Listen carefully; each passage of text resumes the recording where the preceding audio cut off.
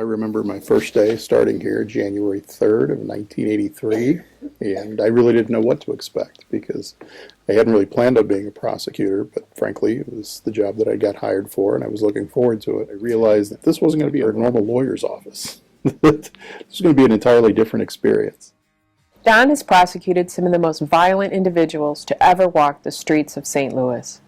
Thanks to Don's efforts, these dangerous criminals are off the streets, and our community is a safer place. One word to describe Don would be dedicated. He's been a fixture. I've been on 24 years. I think he's been there every bit of that, if not longer. I'm sure he's been there longer than I have. So I've worked with Don since day one of my career. Don's a good guy. I mean, that guy's heart's in the right place.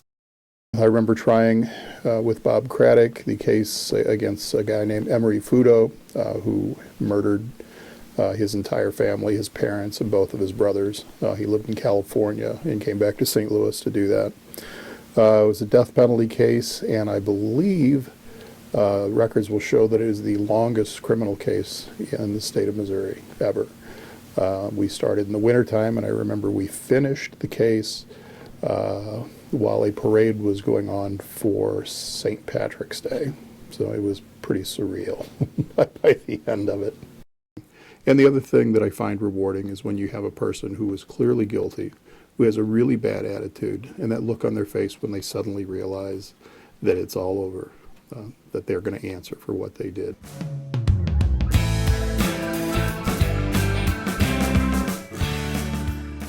Don is an absolute poster child for what we would like to see in a trial attorney. If I could clone Don in terms of his trial abilities, I would.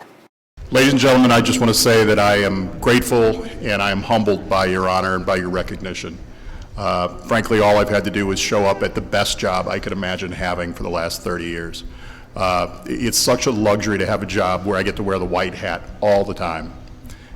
And the only question I have to answer for myself every day and for the people that I work with and advise is, am I doing the right thing? It's just that easy. I'd like to thank Don for all his service to the St. Louis community and congratulate him on this tremendous milestone in his career.